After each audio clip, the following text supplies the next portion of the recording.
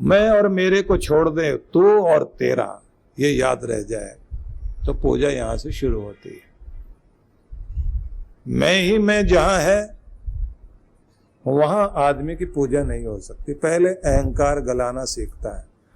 इसलिए सभी जितने महान पुरुष हुए हैं, महात्मा बुद्ध के संबंध में कहा जाता है कि उनको बहुत फरियाद करके कुछ लोग अपने अकाल ग्रस्त क्षेत्र में लेकर गए थे।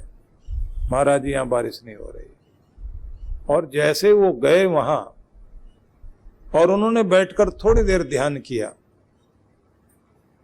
उनके साथ सब लोग शांत हो गए। और फिर सबको जैसे उन्होंने कहा कि आकाश की तरफ हाथ उठाओ और अपनी शांति की तरंगे भेजो। और कहते हैं कि उस समय बहुत तेज आंधी आई और बुद्ध बैठे रहे उसी अवस्था में, और फिर उसके बाद बहुत बारिश हुई। लोगों ने कहा कि चमत्कार हो गया। तो बुद्ध ने कहा कि देखो, मैंने तो कुछ नहीं किया, किया तो प्रकृति ने ही है, पर मेरे अंदर भी अगर कुछ है तो एक बात याद रखना, ये एक जन्म का नहीं है। मैं जन्मों के पीछे जाता हूं तो मुझे एक जन्म की याद आती है कि जब मुझे कुछ नहीं आता था, एक ही बात थी कि जहां जाता था कोई मंदिर देखा, कोई मठ देखा, कोई धर्मस्थल देखा तो मेरे हाथ जुड़ जाते थे। कोई बड़ा व्यक्ति देखा, उसको हाथ जोड़ता था। कहीं तीर्थ दिखाई दिया, मैं हाथ जोड़कर वहां बैठा रहता था। नदी पहाड़ तक को हाथ जोड़ता था। यहां तक सामान्य आदमी की भी अगर कोई अच्छी बात लगी, मैं उसको भी हाथ जोड़ के प्रणाम करता था। मेरा वो जो हाथ जोड़ना था वो मेरे अंदर भक्ति जगा गया, और वो भक्ति जगाते जगाते ध्यान जगा गया। उस ध्यान ने ही बुद्ध को बुद्ध बना दिया, और उसी के कारण ये कृपाएं हो रही हैं, और कुछ भी बात। तो ये समझाना चाहते थे महात्मा बुद्ध कि देखो, कुछ भी हो जाए, झुकना सीखो, हाथ जोड़ना सीखो, प्रेम करना सीखो अपने प्रभु को, मतलब जिसको तुम मानते हो। आपको जहां जन्म हुआ और जैसी संस्कृति में, जैसी परंपरा में आप जीने लग गए, जिसको भी मानते हो वहीं से शुरुआत करो, हाथ जोड़ने की, सिर झुकाने की।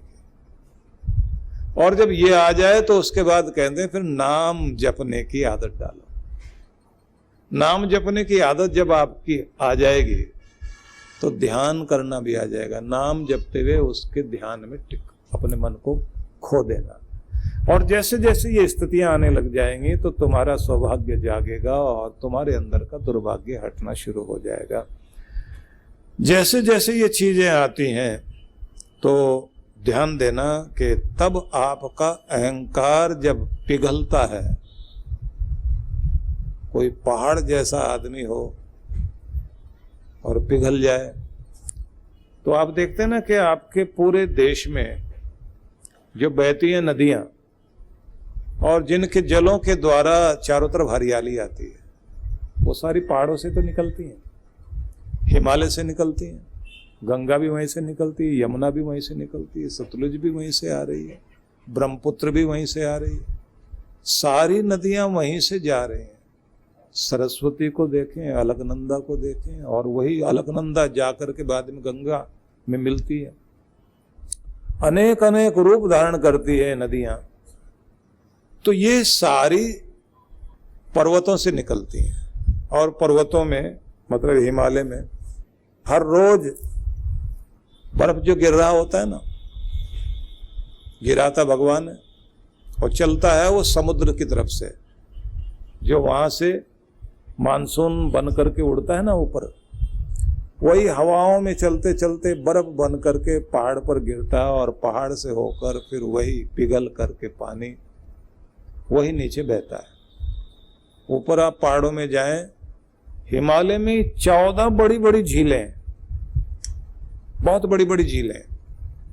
जब आप जाते हैं ना कैलाश मानसरोवर, तो वहां जाते ही आश्चर्य लगता है, इतनी बड़ी झील वहां है। आपको हैरानी होगी, हिंदुओं का भी वो स्थान है, जैनियों का भी है, बुद्धिस्ट लोगों का भी है। बुद्ध भगवान को मानने वाले जो लोग हैं वो भी वहां जाते हैं। उनका ढंग कितना अद्भुत है, कई दिनों तक परिक्रमा करते हैं। वहां की परिक्रमा कैलाश की करना बहुत कठिन काम है। परिक्रमा करते हैं, लेट लेट कर करते हैं, लेकिन नदी उस सरोवर को छूते नहीं, झील को नहीं छूते। झील निर्मल बनी रहे। परमात्मा जो कृपा कर रहे हैं, आपका भी जो मन है ना वो भी झील है, चित्त जो है वो झील है। कहते हैं इसको गंदा नहीं होने दो और चंचल नहीं होने दो, इसको शांत रखो। शांत में ही परमात्मा उतरता है। तो रात्रि में 2 से लेके 4 बजे के बीच लोग झील के किनारे आ जाते हैं और ठंड बहुत, अपने को पूरी तरह लपेट रखा, ऑक्सीजन भी कम। हालांकि और ऊपर जाते हैं तो ऑक्सीजन ज्यादा होती है ना, कम हो जाती है।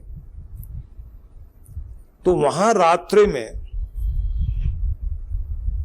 2 बजे से लेकर 4 के बीच में झील के अंदर, क्योंकि चारों तरफ वहां बिजली तो है नहीं, चारों तरफ जो अंधेरा ही अंधेरा है, तो झील के अंदर 2 छोटी छोटी लाइटें दिखाई देती हैं जो उसमें पूरे में नाचती हैं, और फिर 4 बजे के लगभग गायब हो जाती हैं।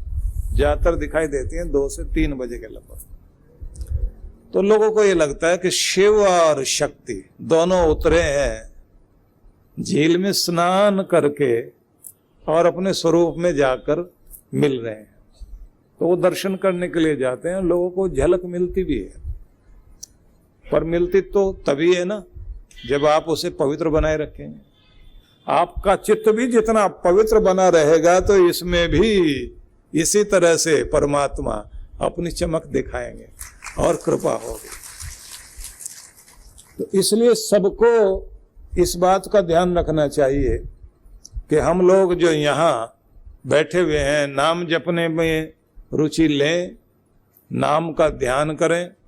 ध्यान करते करते अपने अंदर की कालिमा को बाहर करें, अपने अंदर के अहम तत्वों को गलाएं, और जैसे जैसे हमारा अहम कम होता जाएगा उसी के साथ साथ आप देखेंगे ये पिघलता है। तो जैसे पहाड़ से नदियां बहती है ना, ऐसे आपके अंदर एक नदी बहती है। अब वो नदी क्या है?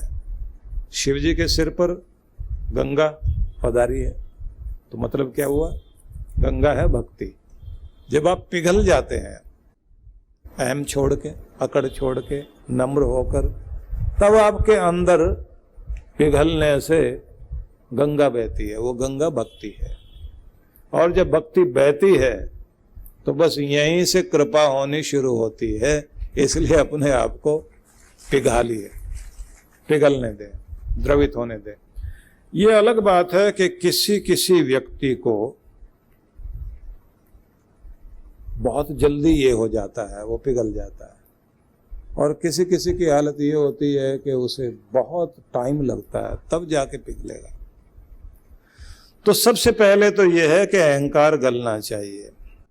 अंदर जो है परमात्मा के को पाने की एक विरह की अग्नि जागनी चाहिए। उसके प्यार में रोए व्यक्ति, और उसकी सृष्टि को देख करके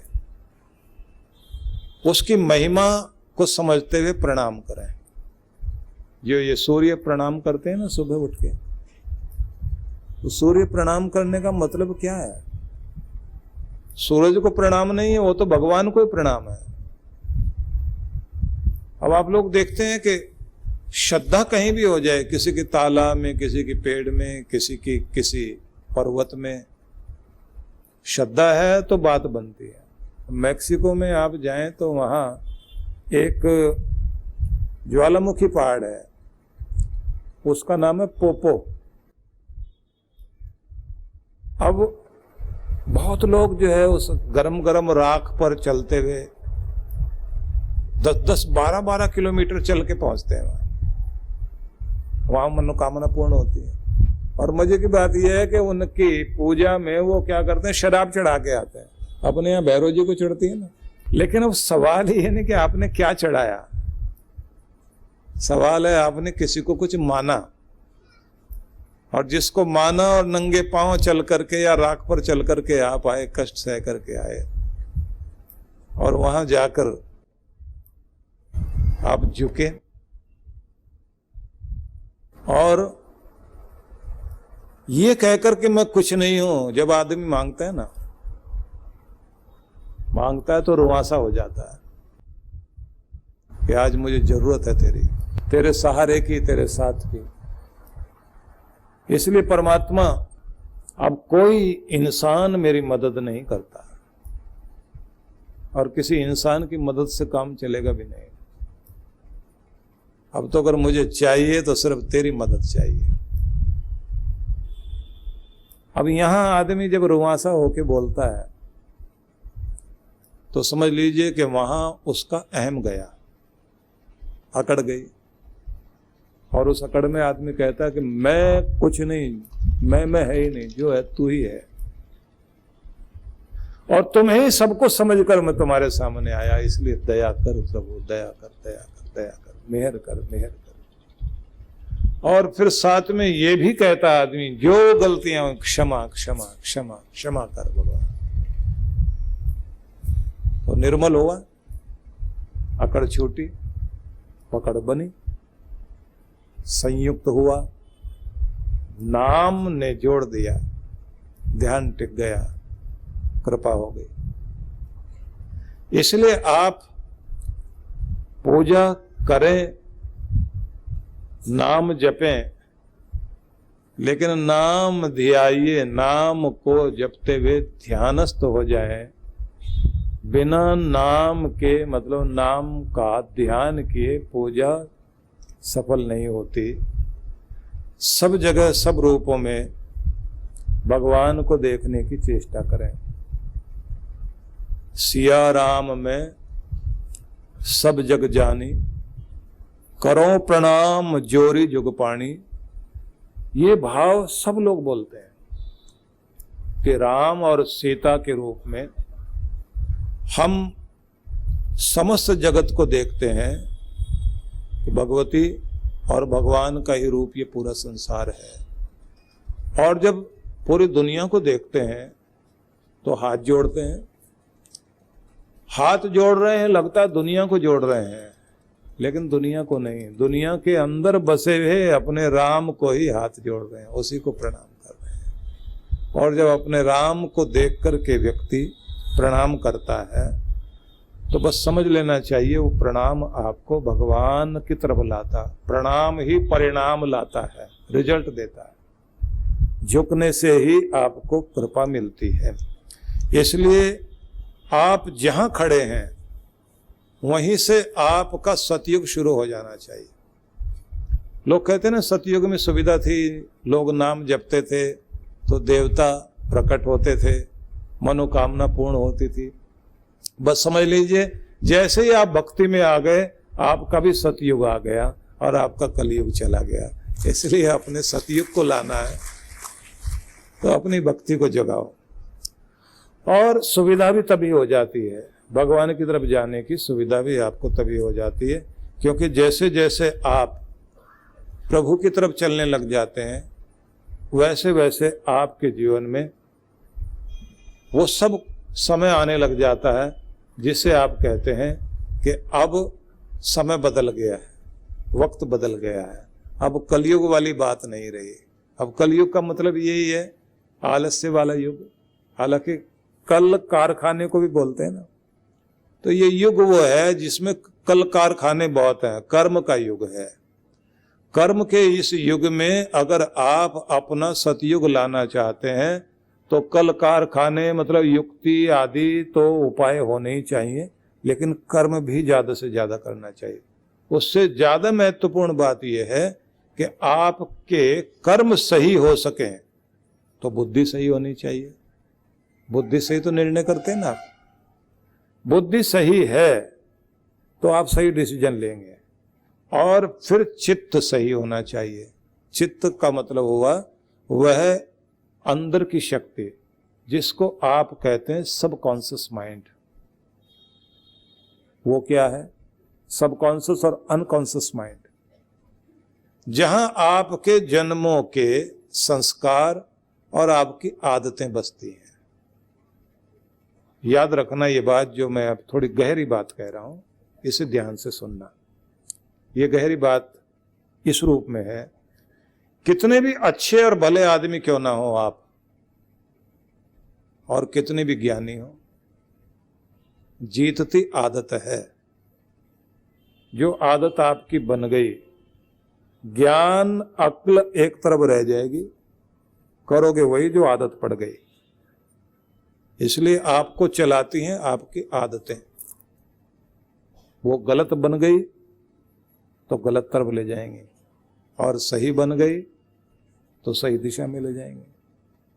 आदमी अपनी आदतें बनाता है दूसरों के साथ रहते रहते, या बचपन से जो बन गई। कितना भी कसम खिला दो आदमी को, गाली वाली नहीं देना, वो शांत होकर बैठा रहेगा। जैसे उसे जोश दिलाया, थोड़ा सा जैसे माचिस को घिसा ना, चिंगारी प्रकट होती, एकदम ऐसी गाली निकलती है। और अपनी मातृभाषा में ही देता है, उसमें सुविधा होती है। मातृभाषा में गाली देने में बड़ी सुविधा होती है, उसमें तो ऐसी ऑटोमेटिक निकलती है, थोक के भाव। और इतने कलेक्शन होता है लोगों के पास में गालियों का। जब वो बहुत गुस्से में आता है ना, ऐसा ऐसा जमा किया हुआ उसका सारा सब कुछ ऐसा निकलता है जैसे मशीन गन से गोलियां निकलती हैं। अब आप बाद में देखोगे उस आदमी को, सब लोग कहेंगे पक क्या रहे हो, बोल क्या रहे हो, आपको सोचना चाहिए, इतना बड़ा नाम है आपका, आपको बिजनेस इतना बड़ा करते हो, क्या कर बैठे आप। वो कहता है कि मुझे गुस्से में पता ही नहीं लगा। मतलब आदत जीत गई और समझदारी हार गई। तो ये बारीकी वाली बात है कि आपको आदतें चलाती हैं, और आपका ज्ञान और समझदारी और आपका पद, आपकी प्रतिष्ठा सब हार जाती है। तो क्या करना चाहिए? गुरुओं की शरण लेकर के अपने आदतों में लगातार सुधार लाना चाहिए।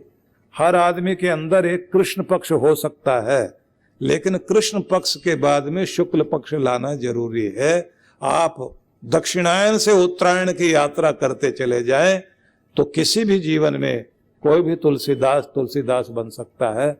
गांधी के जीवन में भी एक कृष्ण पक्ष है, लेकिन जब गांधी बने तो महात्मा गांधी हो गए, एक नया रूप धारण कर लिया।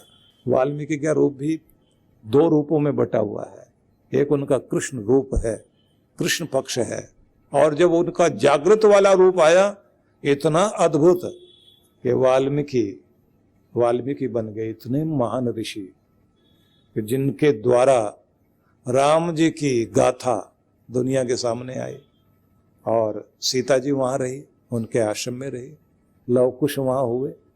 परम पूज्य श्री सुधांशु जी महाराज के पावन सानिध्य में अमृत ज्ञान वर्षा दिनांक 27 से 30 जुलाई 2023। श्री कृष्ण गोविंद हरे मुरारे, हे नाथ नारायण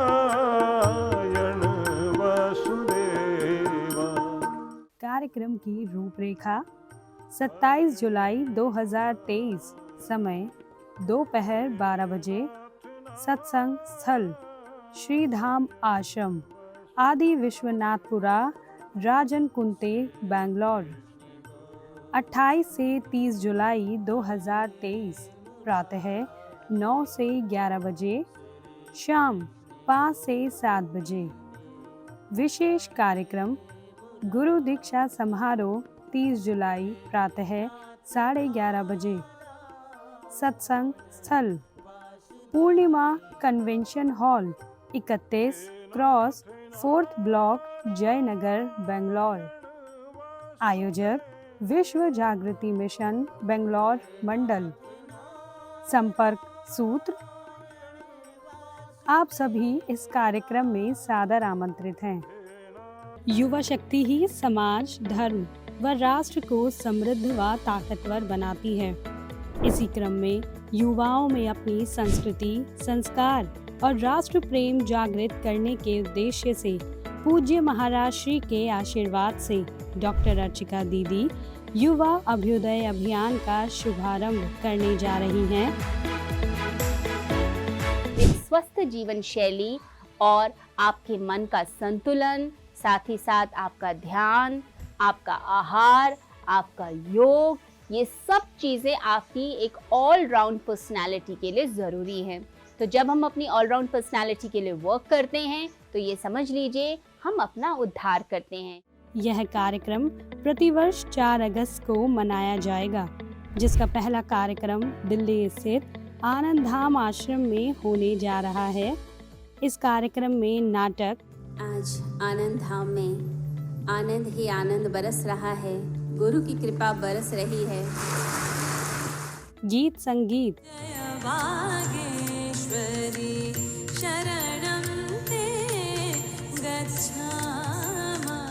योग क्रियाएं,